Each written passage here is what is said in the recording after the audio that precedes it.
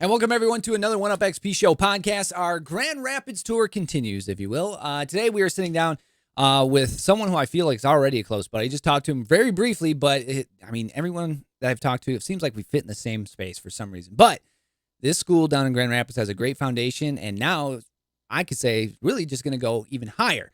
And we'll get into that in just a little bit, but first, that intro. Here we go!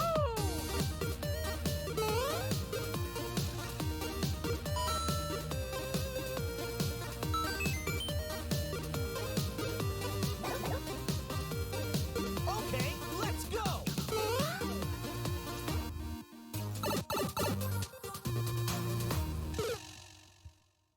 And we are joined, of course, by Mr. Riley Long, the head coach of Aquinas Esports Program.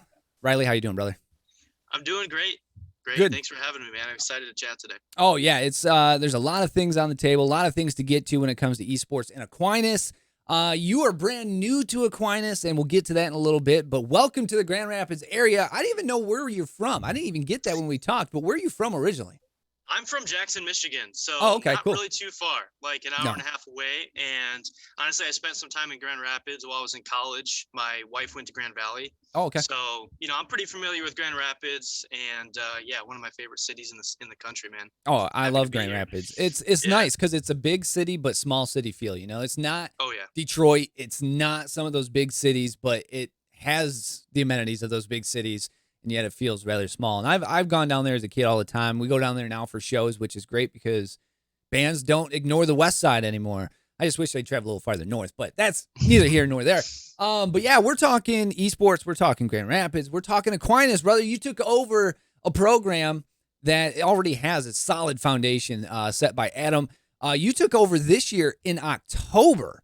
So yeah, let's just say welcome, first of all. And second, you were already into your season kind of. But let's talk about the changeover. So where did you come from? Well, let's talk Riley first. How did esports get started? You've traveled a long road. I know there's many subjects that we'll get to that is in your background, but let's talk Riley, little Riley, and get to Aquinas Riley now. Yeah. So, just as a lot of people in this space, I've been playing games my whole life, right? So really young, little Riley, it was, Nintendo 64. It was my Game Boy. Playing a lot of Pokemon and things like that.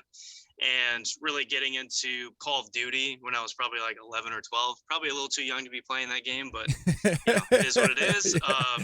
Call of Duty 1, Call of Duty 2, and basically turned into a COD kid. Yep. And same here. Then in beginning of Black Ops 2, that's when I got into competitive. They launched League Play in Black Ops 2 and started grinding League Play, found my first team, and kind of the rest is history. Started competing, taking it pretty seriously. Grinding a lot, especially over the summers, some really long days of practicing and grinding in the old open circuit, all these online tournaments back in the day. And played for about 2 years. Then went off to college at Michigan Tech University. Tried to play my first semester. Back in the day, there obviously wasn't collegiate esports, right? So I kind of had to figure out a way to juggle the both of them, and kind of struggled my first semester at college. So really decided to just retire and focus on my engineering degree. Right. So nice. During that time, I got to stop you there because that cannot be an easy decision. No. When you're talking, you essentially said, I got to hang up the mouse and keyboard or controller. Actually, controller. You had to hang up the controller to focus on your education. And that's not easy. And now, a lot of kids probably don't. They could probably do both with esports programs. But back then, man, that's what you enjoyed. That was your passion. Yeah, definitely. I think your camera went out, by the way. But yes, but it was a tough decision, man. And really just came down to, I always prioritized academics, right? Mm-hmm. So did my parents always back in the day, my mom being a teacher. So it was just critical for me to make a decision at that time, and especially the amount of time that it took to try to, make it to pro back in the day, and even still to this day, right? It just wasn't a sacrifice, that I was able to make at the time. Right. So it was tough, but I also knew that I still wanted to be involved in esports in some way, and that I was going to find a way to do it. Right. And then that's kind of what happened, because when I switched to console and started competing on console, because I used to play on PC at the end of high school, then my brother would start playing my PC and he started playing Counter-Strike. And that's how he got into competitive gaming. And after I retired, he started to get really, really good. So then once they got up to the point where his teams were getting contract offers and things like that, that's when I got much more involved in the business side of the space, and really helped review contract offers and start to understand how organizations operate and, what they value in players, and really helping that team that was really, really young at the time. Right. I mean, their first contract offers, the average age of the team was probably like 15 or something like that. Right. So really helping manage and facilitate that team that eventually, by the time I even graduated, became the youngest team to qualify for both pro leagues at the time in Counter-Strike, which was EPL and ECS. Right. So that gave me a ton of experience and exposure to the business side of esports and how that operates. And just kind of was the nail in the coffin for me to say, yeah, this is something I want to do for the rest of my life. Right. I want to be a part of this. Right. So as soon as I graduated, I launched Armada 3 months after I graduated. Right. And launched it with my co-founder, Brandon Jordan, who I met at Michigan Tech and who I would watch all of my brother's matches with while at Michigan Tech. We both just have, a similar love for esports. Right. And over the past 4 years, I've been, working with Brandon to operate this esports organization. At the beginning, turned into a hobby, or it started as a hobby and turned into a business really quickly. Fielded teams in, probably like 9 or 10 different titles, and really just wanted to go just learn, right? And give young players an opportunity to get a contract, learn more about how the business side of the space works, and really help them elevate their platform to try to become professionals someday, right? And that's kind of the space that our team had served in for the past 4 years. And that's where, I've kind of learned everything I know to this day about all the different games. Really, I guess it's more about the business side of the space where, what are the player salary demands in all these different games? How do these different players and communities operate? In how these communities like on social media, things like that, right? Yeah. And we shared similar spaces. While I was in Set Destroy X and Lazarus, Armada was out there. We played against Armada a few times. We had Armada, went up against Armada a few times in some titles that I remember fondly. In fact, I even played against some of them in Fortnite. So it's crazy to me that, one, you hung up the controller, but the Long family in general just continues to prove that, they're not done in the esports realm, if you will. Your brother becomes pro. You say, I'm going to wear the manager hat, end up becoming the CEO / or co-founder, if you will, of Armada. And now you got double hats on where, you have Armada, but at the same time, you're now the head coach of Aquinas. So I've only run into this, I believe, one other time, and that was with Northwood. Cody basically had his Fable, I believe it's Fable, his organization that he ran, and then went to the esports side in collegiate. But I think you're the first one that I've run into that has both of them going on at the same time. And again, we'll dive into that and some of the questions about how I think that benefits you, maybe some of the pros and cons. But you've done it all, brother. You've done it all. You're continuing to build not only on the collegiate and athletic side of things, but also in the organization side of things. Where's the bug that got you when it comes to the organization and the business side? Was there a certain time where you're like, this is what I want to do? Or was it just like you just kind of fell into it? Yeah. I just think, when I started competing, I just kind of fell in love with esports in general. Right. I've always been a hyper competitive person. Growing up, I played hockey all the way until high school. And then I played varsity golf all the way through high school as well. Right. So I do have, a traditional background. Yeah, a traditional athletic background. And I just found, the perfect mesh between my competitiveness and my love for gaming was esports. It was a no-brainer for me. Right. And, like I said, when I started getting involved with helping my brother's teams in Counter-Strike and starting to field some of those, contract offers and things like that, that's when it clicked for me, is that, hey, this is something that I'm really enjoying. And, even though I might be washed up at this point in my career, it's a great opportunity for me to still get to do what I love and really help other young people get opportunities to work in esports. Opportunities that I really didn't have when I was that age. Right. So yeah, it really clicked for me in college when I started, helping out my brother's Counter-Strike team. That's really when it clicked that, hey, I need to find a way to do this full time. That's super cool. I mean, I like the fact that not only one, you're guiding your brother into some of the territory that you were in, but at the same time, you're helping him get farther. And it was like, I just love the family aspect of it, and a lot of people, you hear that. We've talked about it. I talked about it with Chris from Grand Valley for a long time. I've rekindled a lot of family relationships that I didn't have down the road because of video games. I play with my cousins who, are 10, 15 years younger than me that I never really saw because they have a love for video games. They realized I played video games, and now we play video games quite often. And it just seems like there's always something with video games that always brings, whether it's siblings or cousins or anybody, a little bit closer together. But I love that. So let's fast forward a little bit. How did the Aquinas gig come knocking at your door? Yeah. So, I graduated from Michigan Tech in 2017. Right. And I started working as a full-time engineer in the automotive industry. Okay. So I worked for Chrysler for 2 years out in Detroit, and then worked for Tenneco, an exhaust manufacturing company out of Grass Lake, for about 2.5 years after that. Okay. Right. In the meantime, I was operating Armada. It was my 5 to midnight job. Right. Kind of just grinding in the evenings, and just learning as much as I can. Right. Never sleeps. Yeah, exactly. But then, when I got to about my 4th year in the engineering industry, I decided, hey, it's about that time in my life that, I need to find a way to transition to full-time esports. Right.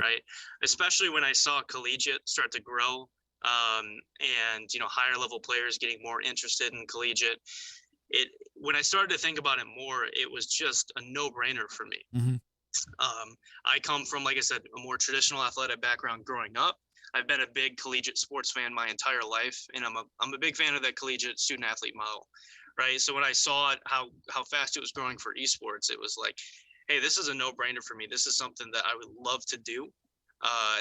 Something that we tried to pride ourselves on at Armada, really trying to scout that young talent, giving them opportunities to pursue a pro career or opportunities to pursue being a full-time content creator. Just opening doors for them. Exactly. Opening doors, and not to mention that, the collegiate model gives so much more resources and infrastructure and stability for some of these up and coming players, to really have that plan to fall back on, to really have a great education and become educated. Right. Mm-hmm. I think was just so attractive to me. And, so I decided to, start trying to learn as much as I can about the space. And then when I saw that Michigan Tech was going to be launching a varsity esports program, I immediately emailed the athletic director. I'm like, hey, I'm interested in helping out any way that I can. Right. And although when the job got posted, I was still at a time where I wasn't ready to make the jump yet. Right. So I actually didn't apply whenever the Michigan Tech director job opened. But just about a year later, which was the end of 2020, is when I reached out to Caitlin at Michigan Tech and said, hey, I'm an alum here. My brother, I actually had a previous conversation with her when I actually still worked for Chrysler, because they had it's not really like a proving grounds, but I have like a winter test track up near Michigan Tech. So I went up there for like a validation trip. Right. And I knew my brother at the time was looking to potentially go back to collegiate. And so I met with Caitlin. I was like, hey, here's the deal. Like, my brother went to Michigan Tech for a semester a year ago. He decided to take a step back from collegiate esports and try to pursue pro again. That's when he got picked up by Space Station and started Space Station Gaming. ECS. Yeah. Yes. And then that roster kind of fell apart, and I'll get into that later. But I was like, he's the number 1 recruit in the country, right? And he's already been at Michigan Tech. He's interested in computer science. It's a no-brainer. Let's get him up here. Right. That was kind of my first interaction with her. And then at the end of 2020 is when I reached out to see how I could help out and get involved. And they brought me on as kind of like an advisor at the start. And then I kind of was focused on recruiting and like media and marketing and things like that, trying to take some of my experiences from Armada and apply it to collegiate. Right. And really just learn how the whole academia side operates. Yeah, because it's very different. Yeah. It really is. And then at the beginning of the summer, is when talks got more serious about me coming on board officially as a paid position, right? So then I was hired at the beginning of 2021, or the beginning of the summer of 2021, as the assistant director of esports. Right. And worked there for a couple months over the summer remotely. I was remote and part-time, so I was still working my full-time engineering job. So it was a lot. Three hats. Yeah, it was a lot to juggle all of those at the same time, and honestly took a pretty big toll on my mental health. Oh yeah. And that's when I decided, I have to find a full-time gig. Right. I have to find a way to transition so it's healthier for myself. So then when the Aquinas job came open at the end of the summer, it was kind of a no-brainer for me to apply. Right. Love Grand Rapids. My wife and I both love this city. Yeah. And the other aspect is Adam did an amazing job of establishing the foundation of this program. Yeah. Which made it very attractive for me to come in as somebody that's still really new to the academia side and has a lot to learn about that, to really come in and come into a program where I know I have somebody that's going to support me and ensure that I'm going to be successful, somebody that's going to be open to answer questions for me when I start, and somewhere that I know the program has been set up for success in the long term. Right. So yeah, I'm still relatively new in the collegiate space, about a year in, I would say, in total, working officially. Right. I've been following it for a while. I've actually known Adam for over 2 years now. Okay.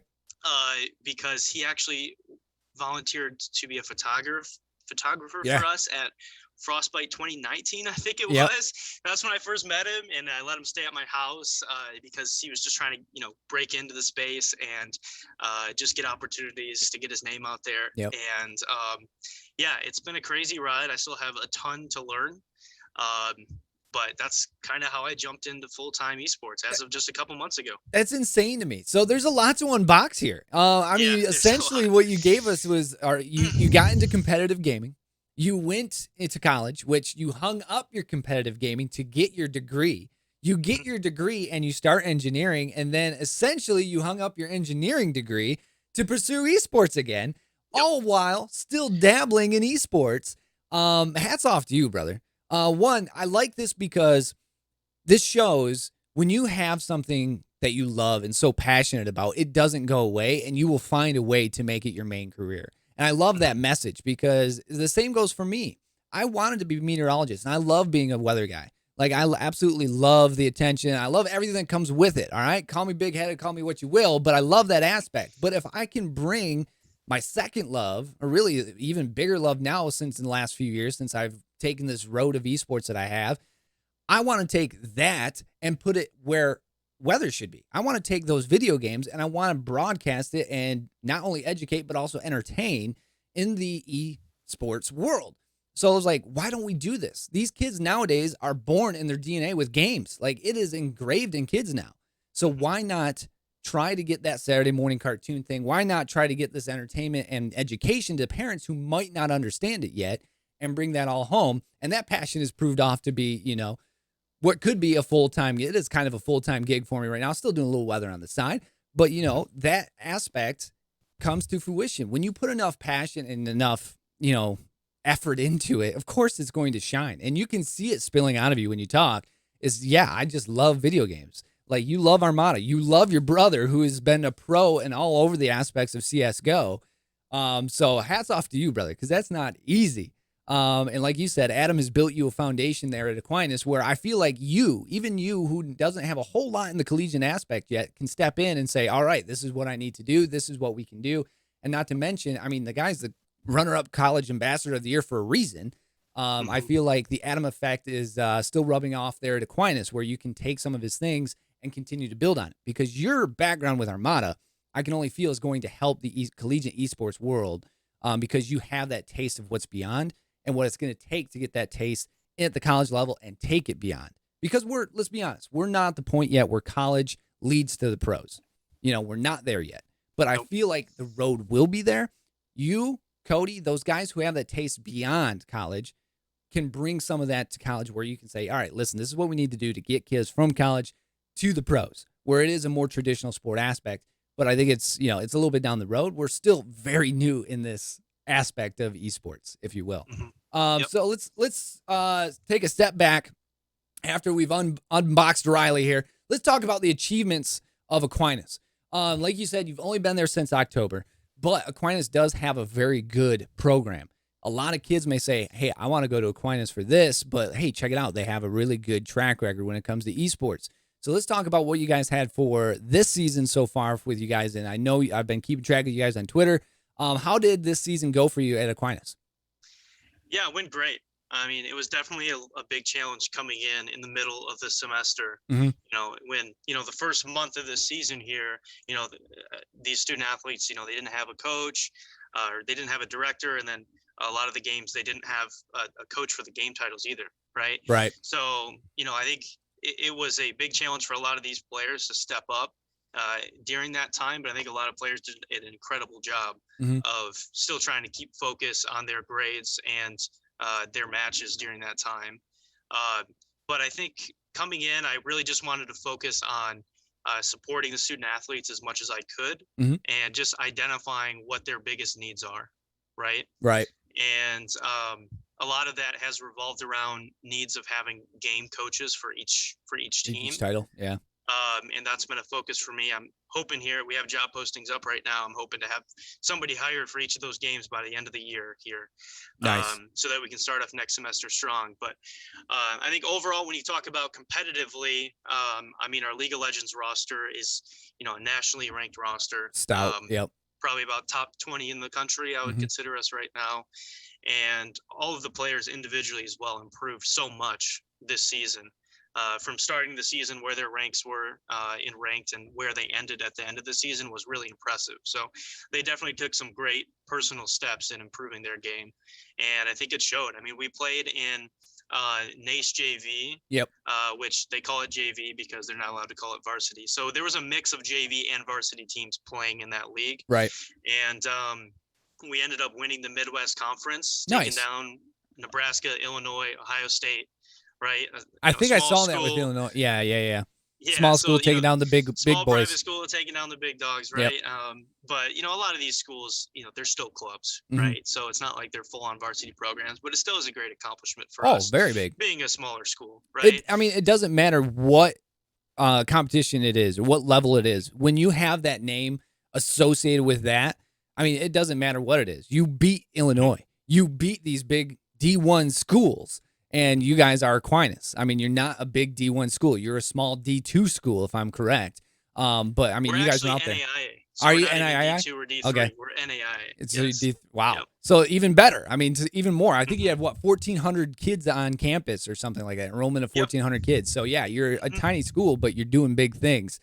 So it doesn't matter what it comes from because when you think about it, those schools, even if they are a club, they have hundreds, thousands of kids to choose from. So you're taking your roster and you're beating these kids, which is huge in itself. When that name is associated with it, doesn't matter what division it is. It's So yeah, definitely, man. So that was a great accomplishment, winning the NACE Midwest Conference and then moving to the national playoffs. We ended up finishing 7th in national playoffs. So nice. Great accomplishment for that team. And also competing in UAL, which is actually not a collegiate specific league. It's like an amateur league. Okay. It's right below UPL. UPL is like the main feeder league into like the Proving Grounds and Academy system. Okay. So we played in the division once below that and ended up making it into playoffs. And then what's actually going to be interesting this year is we're a part of the WAC Sports Conference. Correct. Right? That's our traditional athletic conference. And this year is the first year they adopted esports. Right? Yes, and you guys hosted the playoffs. Yeah, so for Overwatch, Rocket League, League of Legends, we compete in the WAC against the WAC schools this year. So Rocket League was this fall.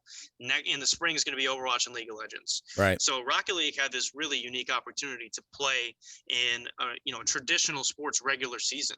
Right, where you're playing against all of these schools in the same conference that have similar resources to you, or similar size schools to you. Right, and you can create these storylines with different traditional rivalries you may have in that conference, right?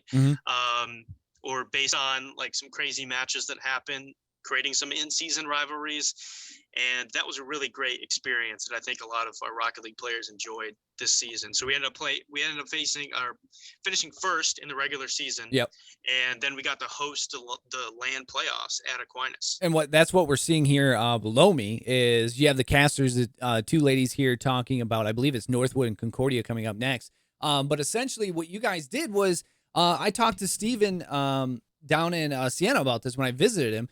You guys, he traveled. Everybody traveled out to Grand Rapids to Aquinas, and you guys held the WAC playoffs. Like, everybody was going. I mean, that's amazing because, you casted it all. You had all the teams there. You casted it. You had the playoffs. Phenomenal. Because that opens the doors not only to playing it, but you're casting it. You have casters for it. You have production for it. I mean, that just goes to show that Aquinas cares about esports and that there's so much more than just playing the game for these kids who are interested.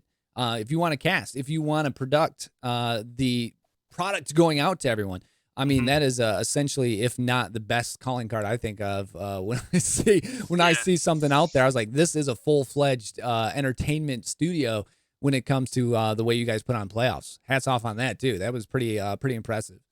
Yeah, thanks. That was an awesome experience for me because that was actually the first LAN that I've actually ever organized. Oh, really? Right? I've organized online tournaments in the past, right? Like especially with Armada being focused on Smash Ultimate now and 100% in Smash Ultimate. At the beginning of COVID, we ran a bunker down Wi-Fi online series where we picked a new tournament organizer each week, and all donations and subs were donated to that tournament organizer to help them, recover some costs that they missed out on because of having to cancel events and things like that. So that was like a 4-week tournament where we had like almost 500 people at the end of the final week. But yeah, that was my first LAN. It was great. I had basically, we had like 4 weeks to prepare for it when I found out that we actually were hosting it. So, there's a lot that we could have improved on from that LAN.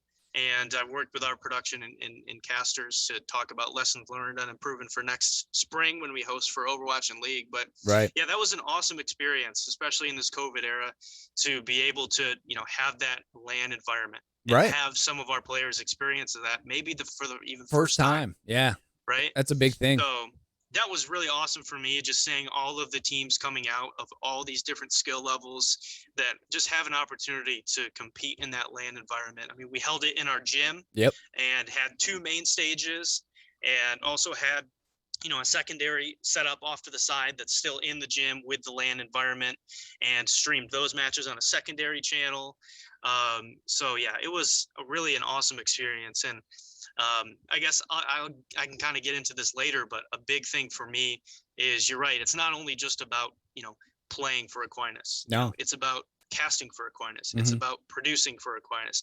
It's about being some sort of student staff member, student assistant, student analyst, you name it. Right. I think that's one unique thing we have in esports. And even though in traditional sports, a lot of teams, you will have student managers, equipment managers, assistants, things like that. Right. But we just have even more of a unique opportunity to create more opportunities for people outside of just competing. I mean, it's all compassed around esports. It shows that Aquinas cares about esports more deep than just the esports. When people hear esports, they think just a video game portion of it. But this shows Aquinas as a collective around esports. Which is a massive thing because you don't see many schools doing this. You know what I'm saying? Like, yeah, they might partake, especially in the COVID era. You're playing online, but you're not seeing these LANs like this. And when these kids that to me is where I got a huge bug, was going to my first LAN and first event. I was like, wow, this is very different. The adrenaline that goes along with it is just not obtainable any other way.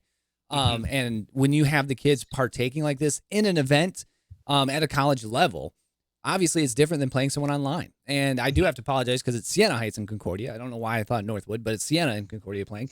Thankfully, they're not in our conference. Yeah. I'm sitting here watching it. I'm just watching it. But this is what I watched because I was in Grand Rapids that day for a concert.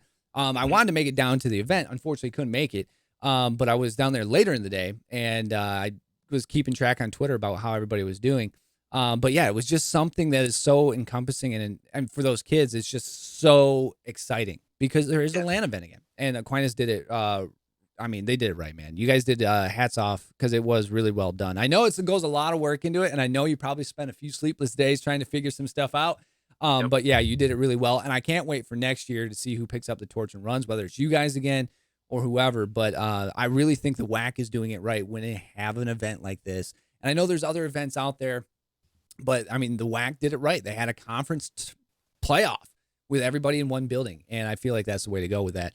But let's talk about the goals for Aquinas. Obviously, we've talked about a lot with Aquinas so far, but let's talk about the goals. Obviously, with what we have here playing down below me is you had a big thing with the whole esports production. You have your teams, a lot of rosters go along with it, but obviously the kids are there for also athletics. So what are your goals for not only the kids, but Aquinas in general here over the next year, 2 years, 3 years? Yeah, I think for me, it's tough to set very like rigid goals, right? Something I don't want to do is set goals, some competitive expectations like, oh, we need to win this league or we need to place this high level. For me, it's more about the student athlete experience as a whole, right? And it's different areas, right? It's succeeding academically, it's succeeding athletically, Right. it's succeeding in terms of trying to set yourself up and build a resume for whatever career you want to work in the future, right? So for me, my overarching goal is just to ensure that I'm doing everything I can to, remove obstacles as they come up and just bring players, casters, basically any prospective person that wants to work in esports, bring them into Aquinas, give them opportunities to grow and build a resume for themselves to based on what they want to do in their future, right? Whether that's as a competitor, whether that's as a caster, it's a production person, just working in esports in general. That's my overarching goal. And, and then on the academic side, it's ensuring that we are students before athletes. Right. Right. I mean, I can get into it later, but I have expectations and rules that I put in place to ensure that players and everyone is prioritizing their academics. So for me, that's what it's all about, ensuring that, we have the most positive student athlete experience and really that our players and program members are having a overall great college student athlete experience. Right. And I mean, that kind of leads right into the first question. I mean, essentially, Adam and you have the same mindset when it comes to, I mean, any program has the same mindset is you want the kids to be prepared for what's after college. But at the same time, you also want to be very competitive and you want the kids to have that experience when it comes to esports. So with Aquinas having a really good foundation that Adam running things prior to you, what is the Riley spin, if you will, air quotes on that, but what is the Riley spin that will make this program even better? Yeah, I think the way I'd like to answer this question is kind of in two different areas that I've been focusing on since I started. So one area is your traditional professional esports business and financial side, right? Taking some of those things that I've learned and applying them to our program, right? And specifically, I'll give a couple specific examples. So one is the social media and marketing realm. Coming from traditional esports and the professional side, I'm sure you fully understand this as well, the importance on content creation, social media, marketing, all of that good stuff, right? Brand awareness, exactly. Doing well at that is so critical of setting yourself up in the future and really differentiating yourselves as a program. Right. Because I think you hit the nail on the coffin where a lot of programs haven't done a great job yet on the content social media realm. Right. Correct. Now, I will say a lot of that has to do with the lack of resources a lot of programs have. Right. I'll agree with that. A lot of programs have one person like myself, right, that have to run everything. And, the priority really is the student athlete experience. Right. So and I think a lot of programs have done a great job of prioritizing that. And a lot of times you just don't have time to do everything. No. Right. Not enough hours in the day, brother. Exactly. So I was fortunate that Adam has set up this program so well that I was able to get a really, big head start and prioritize things like social media and marketing. Yeah. So, taking my social media strategy that I used at Armada, applying that to Aquinas, really having your brand act as more of a personality and interacting with the community. I think it's something that I tried to stress from the beginning. Yep. And we've seen the fruits of our labor with that with our social media interactions. I think we're like top 10 in the country right now in social media interactions in all programs. Right. Nice. So I think that's one aspect that I really came in and wanted to focus on the business side. Right. And also the streaming. Streaming is also the other aspect. Right. Yep. Really upping our production level because all of our casters and production personnel these are players, right? Whether they're varsity players, they're academy players, they're alternate players. These are players that are very busy and are student athletes as well, right? And they're fully volunteer, right? So, what they've accomplished in streaming probably over 90% of our matches is just incredible. And the passion that they've showed. I wanted to make sure that I made an investment on my end to up our level of production, right? So I invested in a whole new stream package that has really, add that additional level of refinement to our production, and has really started to differentiate ourselves. And our viewership at the end of the season was crazy. Yeah. And we've seen some of that here with the video that we have from the WAC tournament, and it is next level. I mean, it is up there. That's stuff that you pay for and be like, woo, that just made the channel crispier. So yeah, it is top tier. I will agree with that. That caught my eye as soon as I turned it on. I was like, yeah, okay. Yeah. So from the business side, those are some things that I've taken and tried to apply from day one. What's more important to me is what I'm going to call the culture side, right? It's all about that student athlete experience and setting those expectations to ensure that, one, we are prioritizing our academics, and two, that we are ensuring that we are all having a great collegiate student athlete experience, right? Right. And there's two rules I implemented when I started here. One is a rule revolving around study tables. So if you are a freshman in your first year here, if you are a transfer in your first year, or if you fall below a 2.75 GPA, you have to go on study tables, which is 2 hours a week where you have to go to the library. There's a bunch of free tutors around, a bunch of amazing resources around you, and you have to dedicate at least 2 hours a week during that time frame, right, to ensure you're prioritizing your academics. Basically, I put in a rule from day one. If you miss your study tables for the week, you miss your next game. Right? I mean, and that's the expectation from the beginning, right? And I think we're starting to see the results of that. Is I don't have everyone's final grades in yet, but right now we have a 3.2 average. Nice. Based on everybody that submitted their grades so far, which would be the highest in the history of the program. Oh, right? That's awesome. And in the spring, I think it had a 3.1, which is also really good. So I think that was a priority for me of ensuring accountability for academic performance, and then also implementing a rule called 2 campus events. So each semester, our players are required to go to 2 campus events. That could be an athletic event, that could be a jazz band concert. Any official organized campus event, you have to attend at least 2 of them per semester. And that goes back to really ensuring that players are getting the true student athlete college experience that I think is so valuable. And I know for me, shaped me into a much better person. And I learned so much because of, being involved in that collegiate experience back in my days. I want to ensure that, we're getting out of the rut of, especially in a COVID era when we're already so isolated, getting out of the rut of, not getting out of your dorm room. Yeah, not being social. Right? Yeah. Exactly. Yeah. That social experience is so valuable. I know it's so valuable for my personal growth back in college. And, I want to ensure that all of my players are having that experience. Man, talking to you is just... You're hitting everything on the head. There's so much to unbox here because you are 150 million% correct. The fact that is one, all right, let's go all the way back to the grades. I mean, that is, just, again, traditional grade-wise. I mean, that's just kind of an athletic thing. Grades come first. And if you don't pull your weight, obviously you're going to be sitting. So make sure that, one, you don't fall into that lull when you first start school. Study tables, bam, right off the hop. I love it. And two, when you're talking about community or, on-campus events, that's just the same thing goes with streaming or any way that you would grow your community in content creation or any other aspect is you interact with other communities to get the word out about your community, but also support their community. And if you're going to be a community at the esport level, at a collegiate level, support other communities so they support you. I mean, that's just hand in hand. That's how, again, and the social media aspect, you are 100 million% nailing it. That is huge growth just within the Aquinas program since you stepped in, making those things relevant.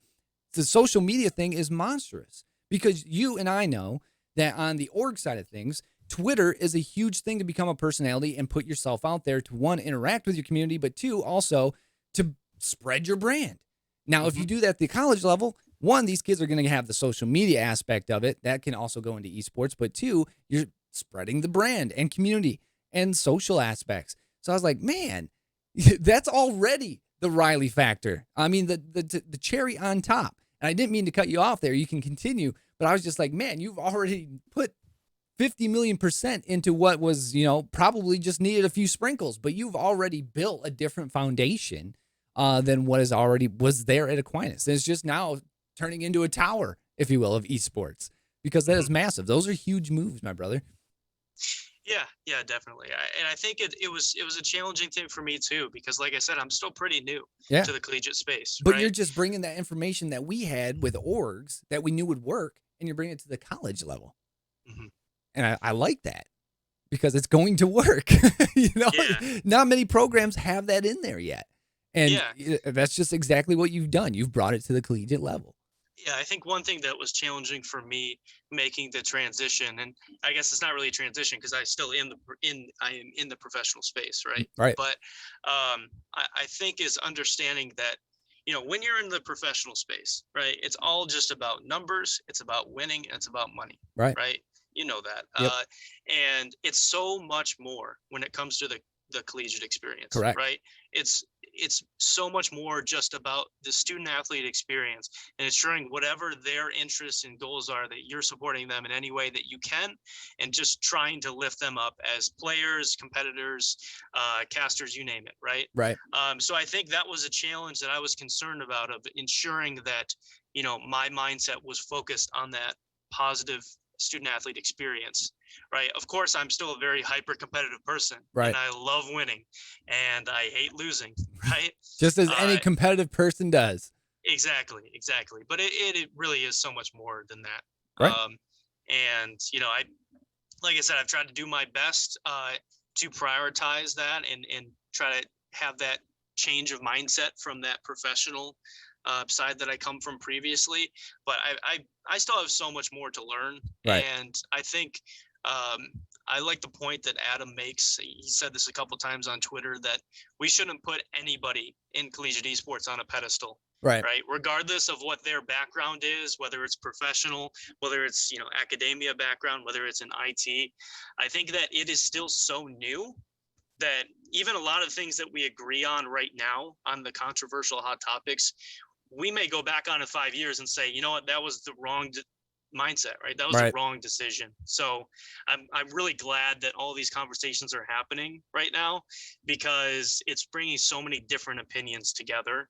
And I think it's just so important. And I know me personally, you get caught up in that in the past, where, especially in the professional side, it's all about who you know. Right. So it's all about trying to look up to all these verified check marks on Twitter. Right. Yeah. And just, DMing all these orgs can I join?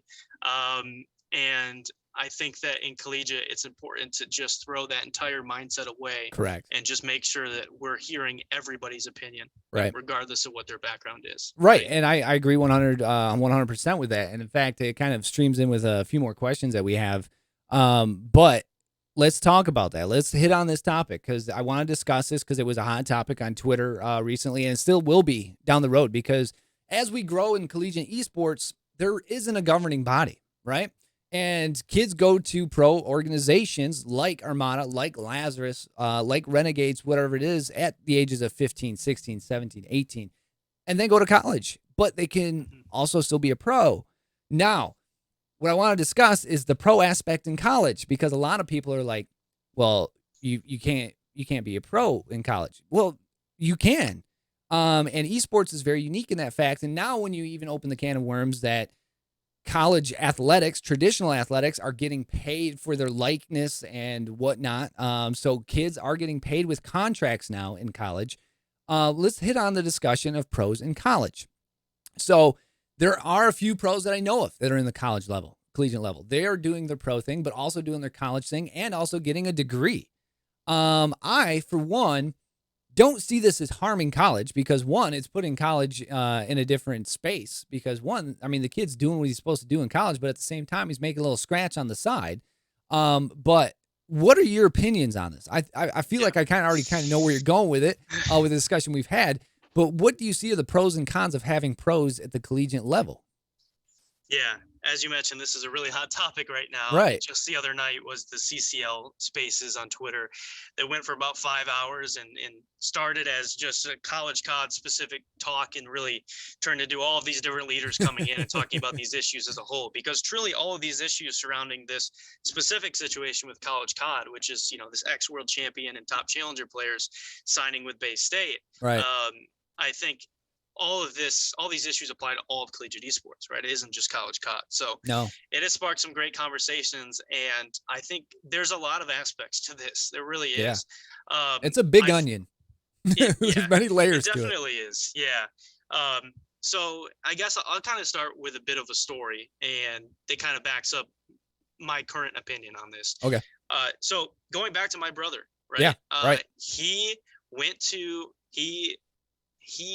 I think it was his senior year of high school, right, is when he signed with Dignitas and made EPL for the first time, right?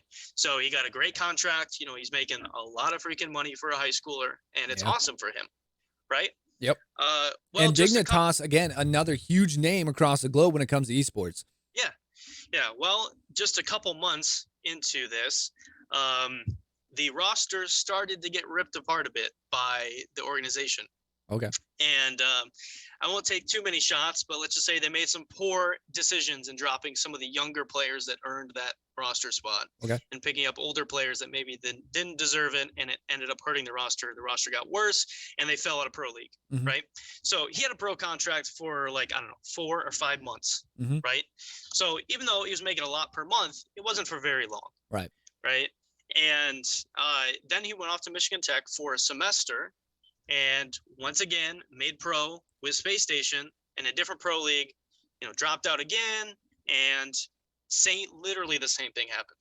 The same exact thing happened. Yeah. Right. So technically, you know, he was a pro for 6 to 8 months in total. Right. Right. And made a decent amount of money while doing it, but not nearly enough to sustain you for more than like a year or two. Right. So if we had a rule like the amateurism rule in the NCAA, he's now 17-year-old, 18-year-old that's ineligible to compete in college. Correct. Because he's already been on a pro contract. Yeah, exactly. So, you know, and I think what you see is that's the majority of the case. For most people that are labeled as a pro, right, or have been a pro at some point, they weren't a pro for very long. Right. Like you look at even traditional pro leagues, like the NFL, for example, your career life average is very short. Correct. Right. Yep. And it's even shorter in esports. So there's so much volatility in that space. It is simply not fair to say that, oh, just because you signed a pro contract at one point does not mean, means that you're ineligible to play in collegiate, especially a lot of these players are maybe still in high school. Right. So that's my thoughts on it. I think we had a very extreme case happen in College COD, which has caused the uproar that we have, where you have an ex-world champion, right? A player who has made hundreds of thousands of dollars, right? A player who has reached the pinnacle of their sport, and a group of players that also are competing remotely, right? That's a whole nother aspect to it. That all of these have contributed to this extreme scenario that's caused a lot of this conversation. Right. And I think there's definitely some nuance to it, and that over time we're going to have to review. And it would not surprise me if there are some sort of relegations that get put in place. I know people are talking about potentially based on how much prize money you've earned, right? Mm-hmm. I know that most of the leagues right now actually do have a rule that you can't compete as a current pro and have a pro contract and be eligible to compete in collegiate. A lot of leagues have that rule. Oh, right do now. they? They do. Yeah, they do have that rule, which I am definitely probably in favor of. Because one, that's a very unhealthy precedent to set. Yeah. I mean, just the demands of a student athlete itself are so insane. I mean, the demands of being a pro too. Yeah. I cannot imagine trying to merge the two. No. Right. I even tried to do it myself, not even as a pro at the time. Right. And I had my worst GPA in the easiest semester of my college career. Right. So yeah, it's I think that rule is healthy. Right. I know in the CDL or the CCL specifically, they say that as long as you haven't signed a pro contract in the current game title, that you're eligible to compete. And that's why Silly's eligible, because he hasn't been signed to a pro team for the upcoming game yet. Got it. Okay. For Vanguard. So, Yeah, there's definitely some nuance there. I think the current rules are good enough to ensure that, players that have played professionally are still going to be able to maintain a healthy lifestyle while competing in collegiate. Right. But at this point, it is way too early to try to set a precedent and prevent ex-pros from competing. Right. Right. Overall, especially, you look from a business and financial side of the space, pros coming back to compete in college is awesome. Right. Like, I mean, it's kind of that it's kind of that attention. LeBron effect. Yeah. Yeah. Like, I mean, that's a huge thing of it. When you get somebody say this didn't happen, but imagine like saying, "Oh, Nate shot. Yeah, you're one of the best COD players ever. Hey, why don't you come to college for a year or two or get your associates, whatever, and then we'll send you on your way." But if you bring Nate Shot into college, I mean, that's who wouldn't want to go to college with Nate Shot? Like, I mean, that's a huge draw. So you have this kind of, we call it LeBron effect or Kobe effect, because yeah, everybody wants to play with LeBron. Everybody would want to play with Nate Shot. So I mean, that's kind of, I feel like that's kind of what they're doing in that aspect. There's nothing wrong with it to the point that you're just kind of putting up a big old neon sign saying, "Hey, we got this over here." Like it's a marketing thing, if you will. But yeah, to make it so that the other kids can't play that would not have the same, just put a rule on it. I can't do that. You can't tell me that you want to include everybody, and then when this kid comes in and be like, "No, we can't include you." Like that's exactly what your program's going for, is to include everybody, and you're just saying no. So I mean, my thing with it is until the NCAA gets involved. Like if the league says, "Yeah, you can't do that," okay, I get it. Like the pro league is saying that's different. Especially when they're the ones giving us the game. But if like the NCAA steps in and says something, that's different. But yeah, I think it's very unhealthy. Like I can tell you from what I did in Fortnite, all the hours I spent just preparing for things, and this wasn't even really a highly competitive game yet. I can't imagine how people would be able to do both and then do schoolwork on top of it. There's just no way. Yeah, for my brother, it added such a high level of stability for him to be able to go to college and just have a much less stressful experience and still be able to compete in the game that he loves and have fun and be a part of a team and enjoy that atmosphere. But at the same time, get an education, right? Mm-hmm. Prepare for life after esports if he doesn't want to work in esports in the future, right? Right. So yeah, I totally agree. And I think that, like I said, it's just serving to help collegiate grow in the meantime. And all of these, I think we're going to look back, especially this silly situation, and see how big of a precedent it was, and how big of a turning point it was for collegiate as a whole and the growth of collegiate as a whole.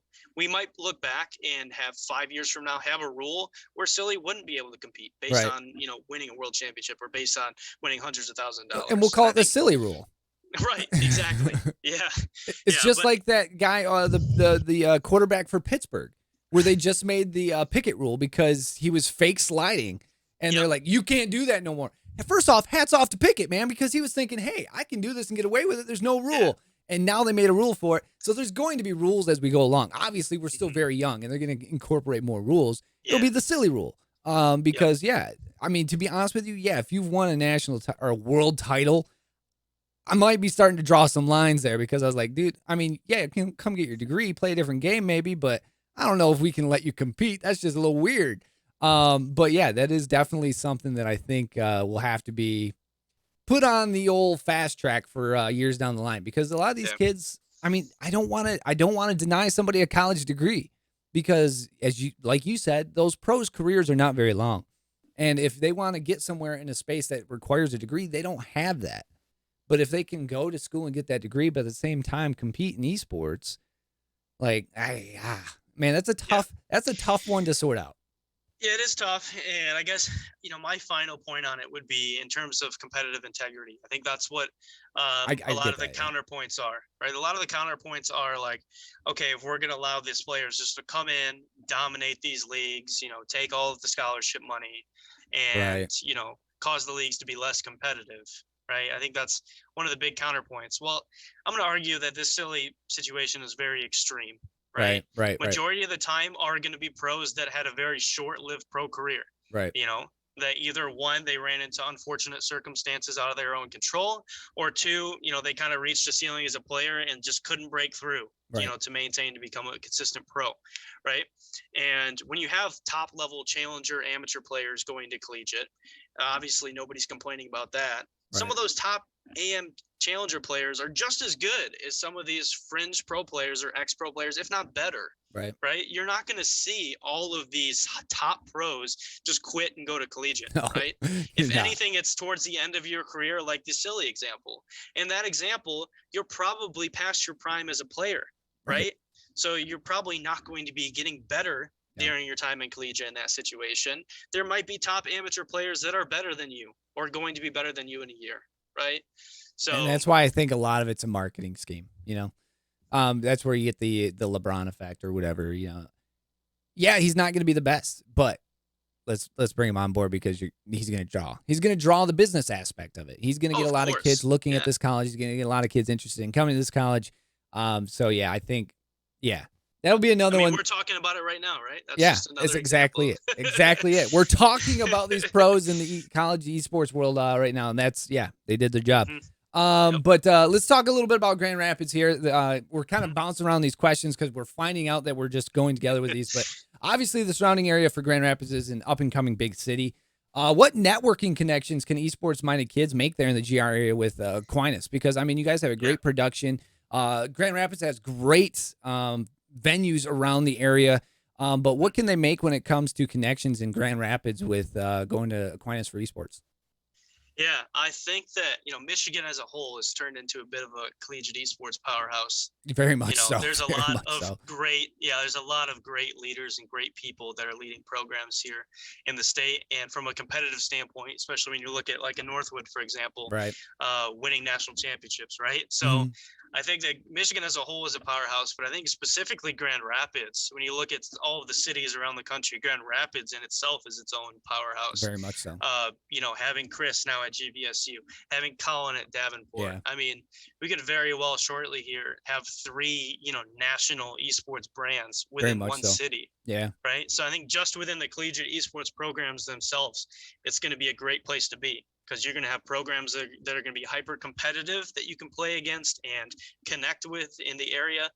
And outside of just those programs, though, you have great people from Grand Rapids. You have James Bott, who is a very high level RLCS caster. Yep. Right. He's from Grand Rapids, Michigan. You have Moses. His dad is a professor at Aquinas. Correct. And, I met with him a couple weeks ago. And I'm not going to spoil any of his plans, but he's got some big things in store for 2022. That's awesome. Of trying to get more connected with Michigan as a region and getting more connected with the collegiate space and supporting it appropriately. Yeah. Right. And we got Immortals moving into the region, which is Immortals huge. moving in the region, which I met with them, and they're probably going to be involved in some way with our WAC playoffs in the spring. That's awesome. In supporting it. Love right. It. Yeah. So Michigan as a whole is just it's the place to be for collegiate esports. Right. And those connections are endless. Yes, exactly. And the final step for us in Michigan, I guess Grand Rapids specifically, is holding big events. Right.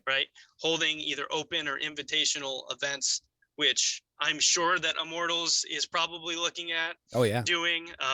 When is Van Andel open? That's exactly what it is right now.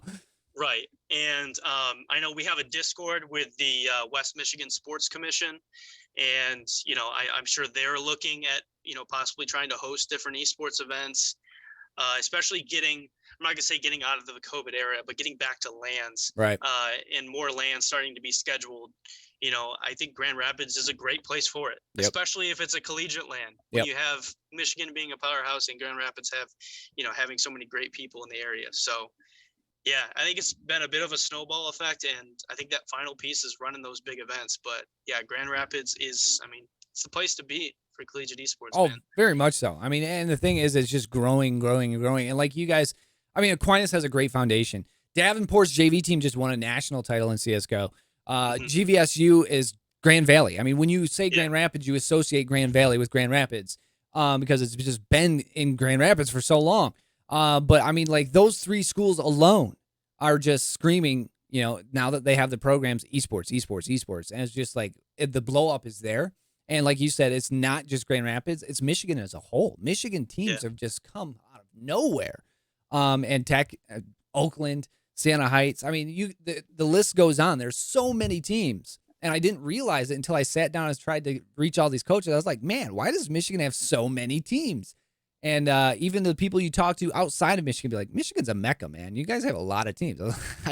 I don't know why. Maybe it's because it's 6 months of winter, but there's a lot of teams. Yeah, we have a lot of esports teams. But getting on to another question here is, it's no secret, one, that Aquinas has a good esports program, but Aquinas is a great school in general, okay? But it's also pricey for college. Now, that goes for a lot of colleges. But aid definitely kicks it, and then it kicks it down a bit. But how can kids and parents cut into that with looking into Aquinas for esports? How can they cut some of that out? Because after, a lot of aid comes in, usually it's around 18, 19, which is a good hunk down. But is there even more that you guys can drive it down with esports? Yeah. So the great thing is, we're a varsity esports program, right? So Beauty. We do give out athletic scholarships. Yep. Right. And that's not for players, but it's for potential staff members, it's potential student assistant coaches, casters, you name it. Yep. Right. So I think for us, it's really three pieces of the financial picture. There's academic scholarship, there's your athletic scholarship, and then there's the federal aid. Yep. Right. And I know we're moving to a new scholarship system this year, but in the previous system, on average, 60% off tuition is what our players had, that's right? beauty. On average. Some players close to near a full ride, if not a full tuition ride. Right. So that is one thing, is that in moving into this new system, it's really awarding academics. So like, for example, if you have a 3.95 or higher GPA coming in, you'll get a $24,000 a year academic scholarship just to start off. Right. And then I would offer an athletic scholarship on top of that. Right. Also, being a private school, we don't have out-of-state tuition. Right. So that was a benefit for me, where previously it was a bit of a challenge for me at trying to recruit out of state at Michigan Tech. Correct. Right. Because our out of state tuition is crazy high at a public university. Correct. So that makes it better for me recruiting out of state, recruiting international, makes it more affordable for someone that wants to go out of state or is coming in from as an international recruit. Right. So yeah, I think overall, we do a great job of awarding academic success and athletic success in esports. And, although tuition, is relatively expensive when you compare it to some in-state tuition, I think that our scholarships are really healthy and make it much more affordable than a lot of people's other options. So yeah, I like that. And this is the thing is, it's not just for the kids with the sticks or the mouse and keyboard. It goes for anything in the esport minded kids. So again, more ways that, parents might not understand. You can knock this down quite a bit, and it doesn't have to be just about playing the game, which, some people might get that confused when you talk esports. But how does little Johnny or Susie get into Aquinas Esports Program? How do we go about getting a hold of Riley? How do we get in about looking and touring the esports stuff? How do we get with you, brother? Yeah, you can reach out to me on Twitter, Discord, email, you name it. I'll get back to you. But for me right now, it's kind of early in the recruiting cycle for fall 2022 school year. That's one thing that's interesting about esports, is the recruiting cycle is much later than traditional sports. Where you see right now in like college football, for example, everybody's making their final decisions like this past week, in National Signing Day. But in terms of getting interested in Aquinas, it's really getting in contact with me and setting up a conversation for just us to talk about your interests and experiences in esports, whether it was in high school, whether you're somebody that is out of high school and looking to go to college a couple of years later, somebody that is at another college but wants to come and compete in esports. It's really talking about what interests there are in this. If you're a player, what competitive experience you have and what rank that you have. Right. So actually, I think it's pinned on the Aquinas Twitter right now. It shows the different recruiting rankings that we're kind of targeting for each of our teams, right? Nice. There's varsity, academy, and that gives a good idea of kind of what level of player we're looking for. But that doesn't mean just because you aren't at that rank doesn't mean there isn't a place for you here. Like you said, there's plenty of opportunity to get involved, even if you're not a starter on academy or varsity from the beginning. There's opportunities to improve as a player and rosters are always fluid, right? So just because there's a starting roster at the beginning of the season doesn't mean it's going to be the same at the end of the season. Right.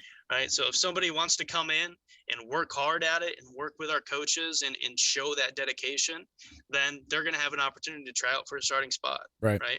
And I mean, it always brings me back to Powder, because Powder was one of those spots that he just could not get a roster spot, but it started casting and found out that's what his calling was casting. And he was really like, okay, maybe I'm not going to play the sticks, but I'm good at this. I love this. This is what I'm going to do. And he ended up becoming that caster, So I mean, what's awesome about Powder is that, so when I started, we were 4 games into the WAC Rocket League regular season. We were 2-2 in the regular season, which was, kind of a disappointing start for us. I think we were voted second in the preseason voting. Okay. So starting 2-2 wasn't a great start. Made a bit of a roster change and actually elevated Powder to the varsity roster. Oh, really? Then we ended the season on an 8-game winning streak with Powder. So Powder became a varsity player this semester. I love it. And was that difference maker and the third man that we needed for the team. And was a great part of our success, right? So that's just a great example, you know. Even if you do decide to focus on casting or really focus on something else, if you show that you're improving as a player, that you're putting the time in taking things seriously, there's going to be opportunities for you to come in, play, and make an impact. Yep. Right. I love it. I love that story, man. I absolutely love it. And the fact is, you did start 2-2, but you guys ended up taking the big cake. I'm like, man, you guys ran the gamut. So it just goes to show you, don't give up, because, things won't always start off great. And then you'd just say, yeah, we're here. Don't worry about it. We got this figured out now. So what do you think the next big step is in esports, whether it's collegiate or any other form of esports? What do you think the next big step is? So I guess I'll talk specific to collegiate. Obviously, esports moves so quickly. Yeah. That it's really tough to project esports as a whole where it's going to go. Right. Because you can literally have a game come up like Valorant out of nowhere from a very competent dev that just shakes everything up. Right. So I think one thing that's critical, just esports as a whole, and even in collegiate too, is just to make sure you're staying informed on what games are relevant, what games are growing, and what games are losing popularity. Right. I think that's an important thing to keep an eye on. But I think collegiate esports as a whole, what's going to be very interesting is 2 things. One is whenever these Power 5 and all the Division I schools decide to jump in. Correct. You're already seeing an example of this with West Virginia University announcing that this year they're now recruiting, and giving full scholarships. They picked up a Madden player and he won a national championship, right? Yep. It's hard to pass up going to a really big Power 5 school like that and getting what I'm assuming is probably some sort of full ride. Right. And you can't compete with what those schools can offer, right? And I've always said it, when the majors get involved, there's going to be big shakeup. Yeah. So then the question is, when does that happen? Yeah. And I don't know. I don't know, but I think what needs to happen first is either the NCAA needs to make a decision on if they're going to jump into esports or not. Correct. And then that final governing body needs to rise up, and whether that's NACE, whether that's NECC, whatever it is, it needs to establish what the major league is in each game. Correct. Right. And what those major games are. Right. And a lot of that also comes down to the media partners who owns those leagues. Right. And are they going to be broadcasted on Twitch, YouTube, a different streaming platform? Like all the media contract stuff. How do the traditional conferences come into play? Correct. There's a lot of those moving pieces that I think the bigger universities are waiting to shake out. Correct. Before they jump in. I agree 100% with you, because, when you talk about licensing, you talk about what titles and what they could get away with. One, the NCAA has to figure out, okay, well, these are the titles that we're going to run with, because when you say esport, it's any game. Right? And there's so many games that you guys have 8 titles that you run with? No, we have Overwatch, Smash Ultimate, Rocket League, and we do have still a Fortnite player. Okay. So we don't have a ton of titles. We kind of just focused on the major ones. Right. But there's some schools that have 8 to 10 titles that they're running, and 350 kids. So it's like, you can't just say esports is this, right? You can't do that. So NCAA is struggling. And I know they're buying their time just figuring out how they can do it correctly and how they can make money, because there's money to be made. And when there's money to be made, the NCAA is not going to bite their tongue too long. They're going to want their money. But then when you start talking, okay, well, the NCAA makes a decision, the majors are going to make a decision. Now, there are some majors that already have it, and that's completely different because they're just, they're like, hey, we can get ahead of this. Let's do it. Boise State being an example. Boise State has a great program. Doc knows what he's doing over there, and I feel like they're doing it correctly. But when you talk like Michigan just has a club team. Michigan State does not have I think they just have a gaming community, if you will. Yeah, a club team. Yeah. But when you talk about these big majors, these big powerhouse conferences, a lot of these schools do not have varsity programs. And that's because I believe 100% they're waiting for the NCAA to say this, rather than jumping in and then having to mold into something else that they didn't have already. Yep. Which I think a lot of schools, like I think you guys will be fine. I think Aquinas, I think Northwood, I think a lot of these schools will be fine. I don't think there's going to be major changes, but there's going to be license shakeups. There's going to be title shakeups. There's going to be scholarship shakeups. Because once the NCAA gets a hold of it, that's going to change the game for NAIA schools, D3s, D2s, because there's no scholarships in athletics for D3.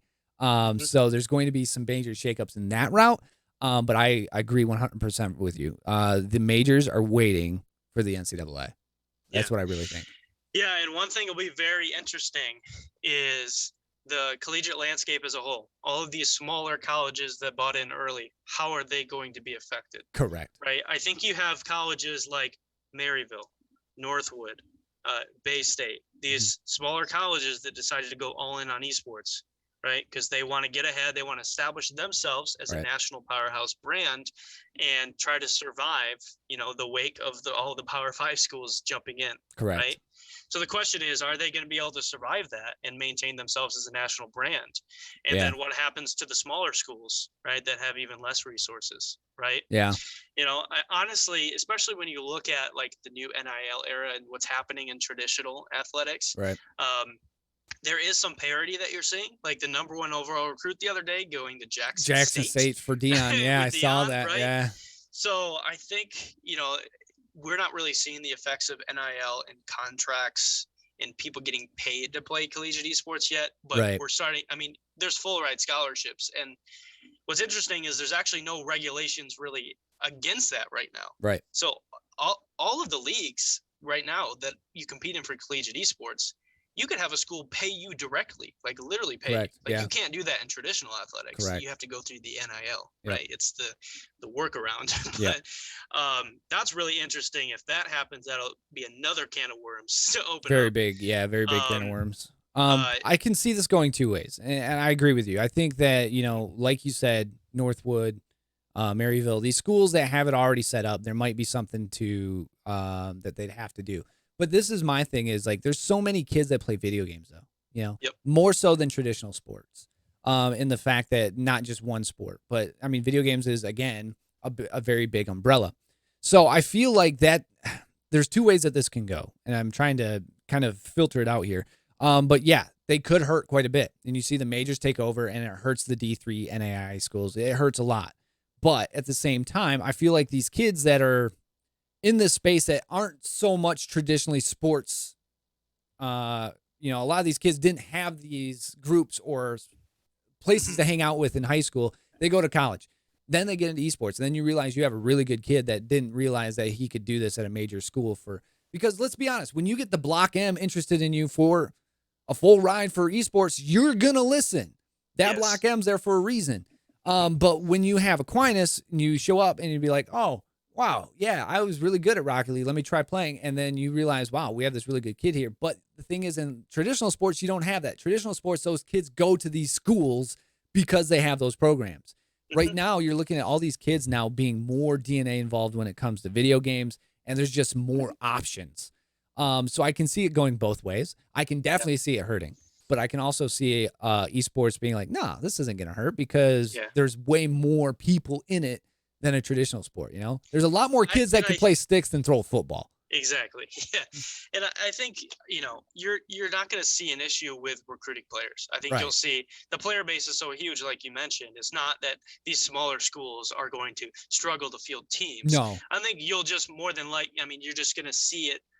You're going to see it fall out into your traditional talent rankings, right? Correct. Yeah. Where based on the resources that the school invests into esports is going to be based on the level of talent that you're going to be able to receive, right? Based on Right. your level of facilities that you have, your academic programs, things like that, right? Mm-hmm. So over time, those 4-star, 5-star talents, if all those Power 5 schools buy in, it's going to be tough to recruit against those. Right. Right. But I think, like you said, the player base is still going to be there. If anything, it's just going to serve to give more and more opportunities Right. to players that maybe aren't at that high level, but still want an opportunity to come in, compete in esports, and get a degree while they're doing it. Yeah. Right. So I think it only serves to help give more opportunities as a whole.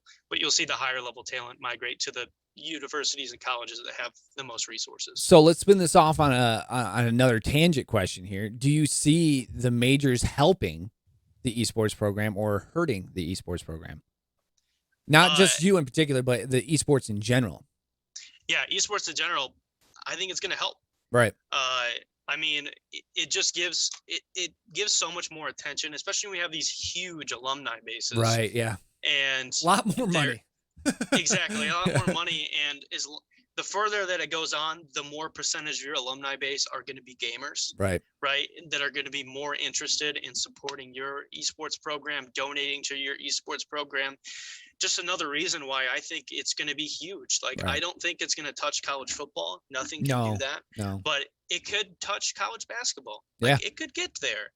Yeah. And it'll be interesting to see how you translate that fandom experience from traditional sports to esports, where maybe not every college is going to have an esports arena, or maybe they do in 10 years. I don't know. But finding ways to engage that fan base and get them to watch your streams and things like that, I think it only serves to help. The more people that are putting resources into collegiate and offering scholarships, the more opportunities it gives for people to earn scholarships. 100%, right? Yeah. And I mean, I agree with everything you just said there. I mean, it is going to be an interesting next 5 to 10 years. All right, we'll just put it lightly that way. But it is going to, I think, when you get all of that in there, like, can you imagine like the NCAA basketball tournament, right? The Sweet 16 and everything like that. Can you imagine 64 Rocket League teams going in and just bracketing down for a month? Like, that would be absolutely sick. And I guarantee you that would be a huge draw for a lot of kids. And I mean, maybe even those kids that are in college. Now that would be, that's down the road, but I mean, the NCAA tournament of esports, that would be sick. Yeah. And Rocket League, I think, would be the first one to do it. But yeah, I mean, when you get those colleges involved, when you're talking Michigan, you're talking the SEC, the ACC, you're talking these big conferences having these schools, and then maybe even conference teams. Yeah. That's a lot of money, and that's a hard thing to say, no, you can't come in or you can't do this, because let's be honest, they're the fuel behind a lot of NCAA sports. Mm-hmm. But when you start labeling things like D3 and you can't give scholarships, that's where you hurt sports. Yes. And that's where I think traditional sports hurts, because if you're going to go play sports, like I went for a meteorology program, but if you're going to go to a D3 program, and be like, oh yeah, I'm going to play hockey, there's no money for you to get other than academic.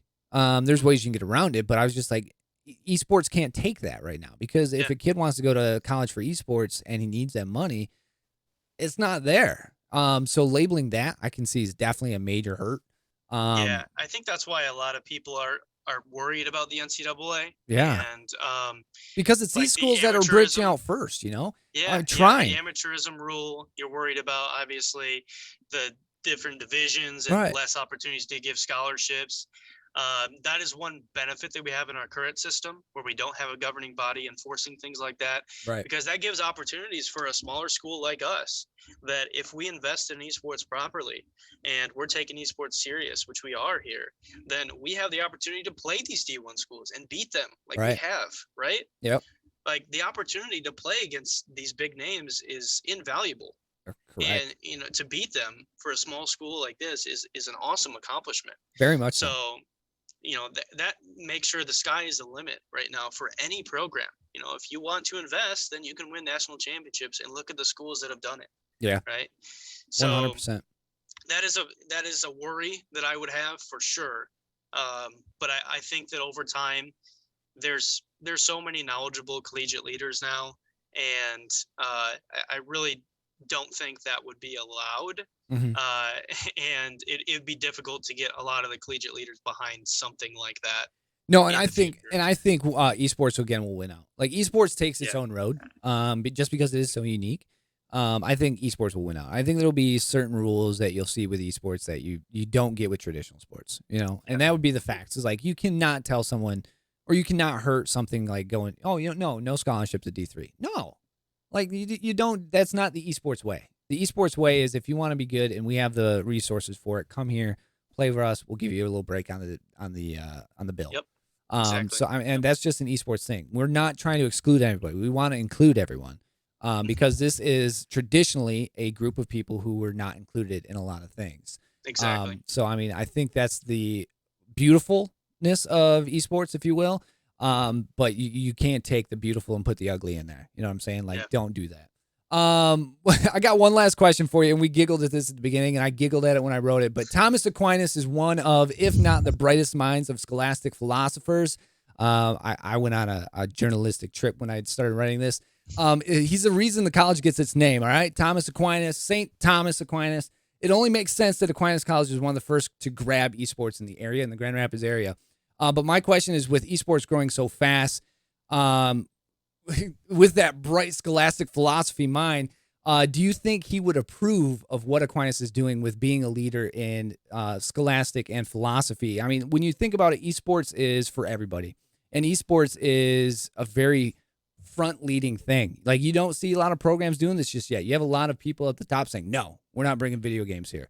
So do you think he would be, or just in general, some of these people that set up colleges, do you think they'd be happy with the way that Aquinas is bringing esports into this world?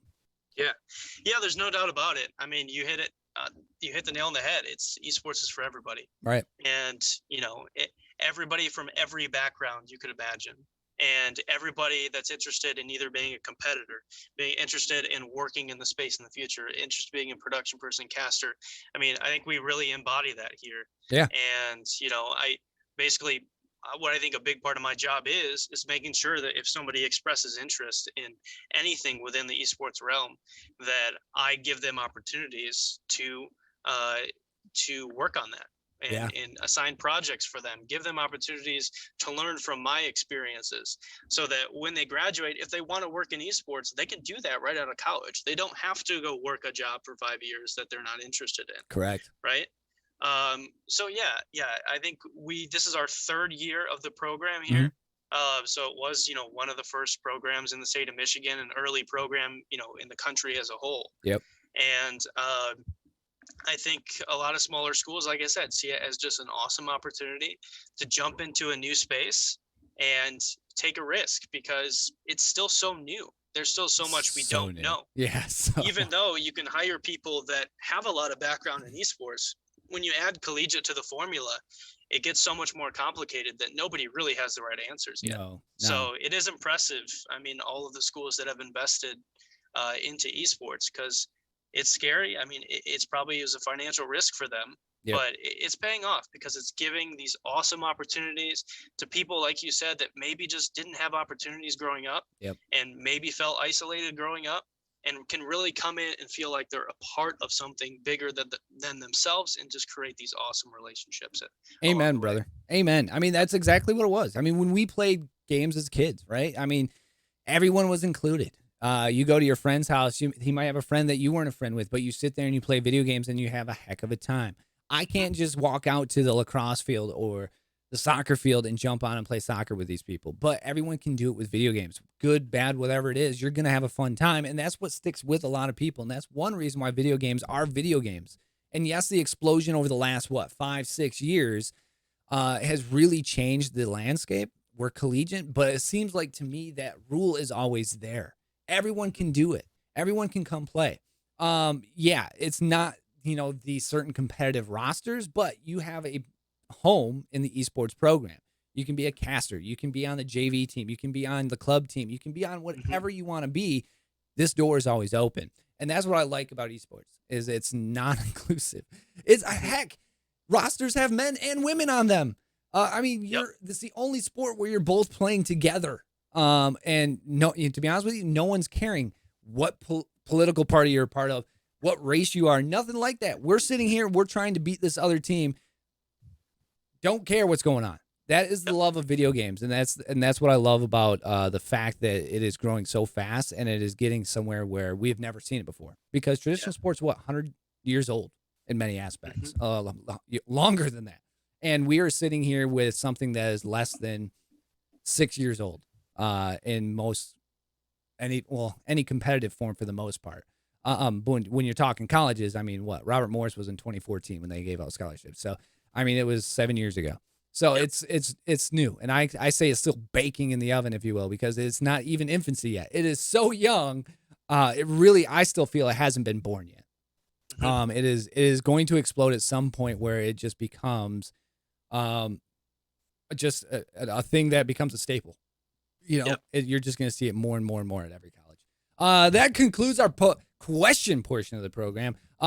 Riley, you did good, sir. You did really good, but you're not off the hot seat just yet. We have 10 random questions. I promise you they will not ruin our friendship. And first of all, I just want to say, dude, that was a great little podcast question section, dude. There was a lot to unwrap there, a lot of good stuff, a lot of good quality, and I appreciate your knowledge on a lot of that stuff. And we will have you back in some fashion, shape, or form. I have some stuff up my sleeve that I think we're going to get a lot of coaches together and stuff, but thank you for that. It really was phenomenal. All right, Thanks so these 10 questions, brother. All right, here we go. Let's do it. First off, I started this off saying 10 questions in 1 minute, but the problem is everyone has to justify their answers, so it never takes a minute. I even had Jordan from Immortals sit here and actually start a timer. He's like, I'm going to do it in a minute. I was like, no, you're not. We've tried this. And after the first question, he's like, yeah, you're right. This ain't going to work. So rapid fire questions. First off, favorite platform / console? Oh boy. Console specifically, or can I do PC? You can do a PC if you want. PC is my favorite platform. If I had to pick a console, probably the Xbox 360. Oh, yeah. Just too much nostalgia there. Yeah, 360. I've gotten 360 from pretty much everybody. From a pro player nowadays, and Purdy Curdy on the TSM team for PUBG, to a lot of the kids nowadays that are playing video games, that was their first console. And I was just like, oh, okay, I get it now. Like, I love that console because it defined the video game era for me. And their operating system was just so smooth, so different. The controller was good. This is the first online experience for me, so I was like, yeah, the 360 is home. Oh yeah. Favorite game of all time? Oh boy. And I'm not gonna settle for just Call of Duty in general. You got to give me a favorite game, brother. Okay. Can I give two? Yeah, you can give it two. Counter-Strike. Yeah. And RuneScape. RuneScape. Oh, RuneScape boy. So I'm a big MMO guy, and I've been playing RuneScape on and off for like literally 15 years. Okay. They say you never quit RuneScape, you just take breaks. So, I mean, RuneScape in terms of a more casual game, and then Counter-Strike in terms of competitive game. I will say, I mean, with any MMO, I mean, that's really, that is the thing. You never quit it. You just put it down for 6-7 months at a time. Yeah, exactly. Go-to snack while in a session. Oh, Cheez-Its. Cheez-Its. Oh, you and Cody. Cheez-Its. You and Cody, those Cheez-Its boys. Maybe it's an org thing. I don't know. I'm not a Cheez-It dude. I really don't snack. If it's here, if I have it, because it's just so expensive, it's jerky. Jerky is just, I mean, it's such an easy way to go. But again, you got to find the stuff that's not greasy or oily. You don't want to oil that keyboard up. Favorite TV show / and or movie? Oh boy. I'm gonna go TV show, and it's got to be Game of Thrones. It's kind of a vanilla answer, but we won't talk about the last season. Yeah, exactly. We're just not gonna talk about that. But Game of Thrones is just such an elite show. I've never been so into a show or any form of entertainment in my entire life. Game of Thrones was I get a lot of people. Have you read the books? Probably not, but have you read the books? Have you seen what? Have you read the books? Oh, no, I haven't. So my wife is a librarian, so she sat down and read the books. Nice. So when she was watching the show, I'm not a Game of Thrones guy. Like, I couldn't get into it. I sat there and watched a few episodes. I just couldn't get into it. But she was invested in the books and then into the show. So she got a double whammy when, one, she can't get the new book yet because he won't write it, and two, the last season was terrible. So she was kind of double whammied on it. But a lot of people were the same way. A lot of people were so invested into that show. And when I mean invested, I mean they have never spent as much time waiting in the wings for something to come out. Mm-hmm. Like, it was wild. Yeah, but I never read the books. My wife bought them for me. Okay. She does this thing where she buys books for me, and I tell her that I'm going to read them, and I just never do. I have a whole bookshelf of that, dude. The only things I read are graphic novels, because they are. I like the pictures, but that's how I actually got more in depth with The Walking Dead. The Walking Dead graphic novels are phenomenal, so good, so much better than the show. And I bought them in the compendium form, so there's 50 comics in each one of them. And there's 4 compendiums, and I went through the first 2 in a day. The third one I'm like halfway through, but they're so good. But nice. I have a whole bookshelf of books, dude, that are like, I'll read that. I think the only one I read was the actually I didn't even read it. I watched the movie for it. It was the Russian 5, the Wings Russian line back in the 90s. Oh, nice. Well, they made a documentary out of it, but it's the book that they made a documentary out of. So I got the book signed by the author, and I was like, I'm going to go watch the documentary because it was on Amazon Prime at the time, and then I never touched the book. So I run into that problem too. Yeah. But I can only imagine the documentary is probably very close to the book. It's not. I'm sure it's not like a movie where it's different. New one. So this is for any traditional listeners out there. Here's a new one for you. Chocolate chip or oatmeal raisin? Oh boy. I'll have to go chocolate chip. I mean, the tried and true classic chocolate chip. I feel like sometimes when you get a little too complicated with what you're putting in your cookies. In a simple cookie, yeah. Yeah, you can mess it up. I mean, you can't really mess up a chocolate chip cookie. I mean, I love me some oatmeal raisin. I mean, I do too. But you're right. I love both. But some milk in a chocolate chip cookie. Yeah, it's hard to mess it up. It is hard to mess up. Favorite pro traditional team? Oh boy. Let me think. It's okay if you say the Lions. Yeah, I mean, it's probably the Lions. We share heartbreak, brother. I was a huge Red Wings fan growing up. Haven't followed hockey as much recently because the Red Wings kind of suck, but they're getting back there. Oh, they're good this year. Well, they're better this year, to put it that way. They might be a playoff contender. Yes, very young. Steve Yzerman was my favorite player of all time growing up. So I'm throwing it out there. All the faith. Any person any hockey personnel, and I'll say this until the day I die, Steve Yzerman was the best captain to ever play the game. Yeah. He is the epitome of a captain. Some will say Mario Lemieux. He is too, but obviously bias. I mean, Steve Yzerman was just so good. He started in what was the Dead Wing era. Ran a team for 20-some years, ended up bringing home a cup after 50-some-odd years of not winning a cup. He started a dynasty in Detroit, which, they named it Hockey Town for a reason. We were in the playoffs 28 years straight. There was kids who were born not knowing what the Wings were like as a bad team. Yep. And all the way up into 28 years of age. I have the faith, and they are showing it this year. I don't know if they'll make the playoffs, but they have those blips of amazingness. I think it'll be 2-3 more years, and we'll see that. But I'm definitely more of a college sports fan. College is traditional sports. Yeah, don't get me wrong. I love hockey, but college basketball, I'll take that over pro basketball any day. Any day. Yep. I'm a big Michigan fan my entire life. So Michigan football, Michigan basketball. I can only imagine in Jackson, you're closer to Ann Arbor than you are Lansing. Yeah. I'll actually be in Miami in 2 weeks for the Orange Bowl. You're going? Georgia, so I am. Oh, no. Yeah, I couldn't pass it up. It's the opportunity of a lifetime. It is. The first ever playoff game for a team I've rooted for since I was a kid. Hey, here's the thing. They win. You got to go to Indy.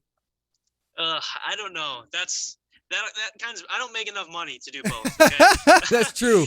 The Indy would be even more expensive than the semifinal. Those tickets got out of hand real quick. Yeah, we got them as soon as they came out, and they've tripled in price for everything. The flight, the hotel, I mean, you name it. It's crazy. It's wild. It's crazy what college football does. Really, yeah. All right. So, cat or dog person?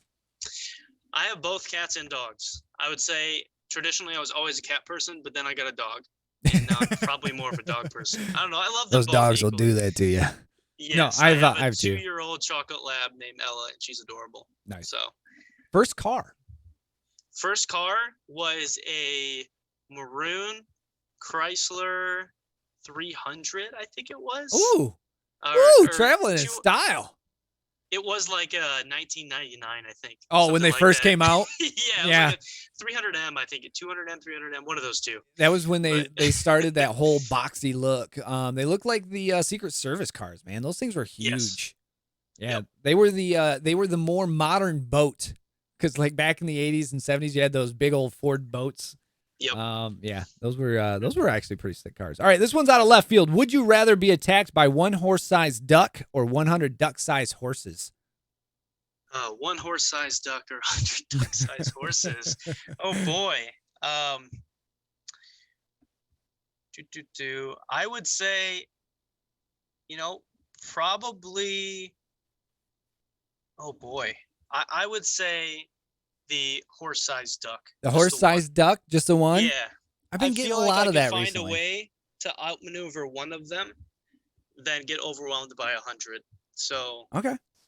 Strategically, I think that's, even though it sounds absolutely terrifying. I'm not gonna lie, but I think I can handle it. I will say, org owners like the one horse-sized duck for some reason. Okay.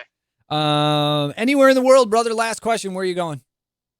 Anywhere in the world. It has to be, for me, probably a trip around Europe.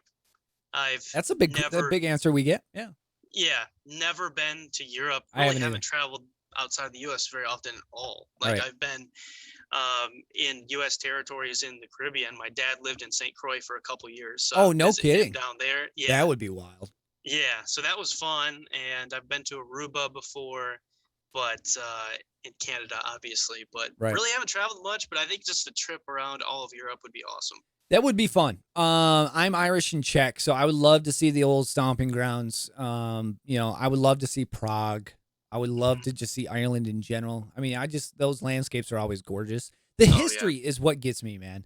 The history in Europe. I just love to see that old architecture. I would love to see all that around there. Italy, especially. I will say, if there's one place in the world for me, it's Hawaii. Nice. We went to Hawaii for a wedding, and I love the Four Seasons. I love Northern Michigan. When I left, I missed it hard. You just don't realize what you have until you leave. Yeah. But when we went to Hawaii, I was like, yeah, I could do this. 85-degree water temperature, 90 a day, 75 at night. No bugs, no snakes. Yeah, living on an island, brother. That was like when I visited St. Croix with my dad. I didn't really want to leave. No, man. But I do love the seasons of Michigan. So I don't know if I truly could live anywhere else at this point. Me either. You got hunting season, you got the winter, even though it's long sometimes. I love the ice to play some puck, and summer in Northern Michigan, or summer in Michigan in general, is just so nice. So I got to say, I do like the Europe thing, but I gotta go tropical for a little bit if I'm going to leave somewhere. So that concludes it. Riley, thank you, brother, for being here. I appreciate it. Riley Long, the head coach of the Aquinas Esports Program. Again, you can find them on Twitch at Aquinas Esports. Check out all their amazing programs that they put on there, especially the last tournament for the WAC. That is all on their Twitch. Also on Twitter at Aquinas Esports. He's also on Twitter, where you can find him, which is, hit me with it again. I forgot it. At Dizzaye, Dizzaye. There it is. I knew it was that wild one that I see every time. Like, oh yeah, that's right, Dizzy. But Dizzy was always taken, so Dizzy's Dizzaye. That's an easy esports name to have, dude. Dizzy, super easy. Yep. But thank you again. I appreciate it, Riley. Be good, and we'll catch you on the flip side with some good things for next year, man. Sounds good. Thanks for having me, man. Yep.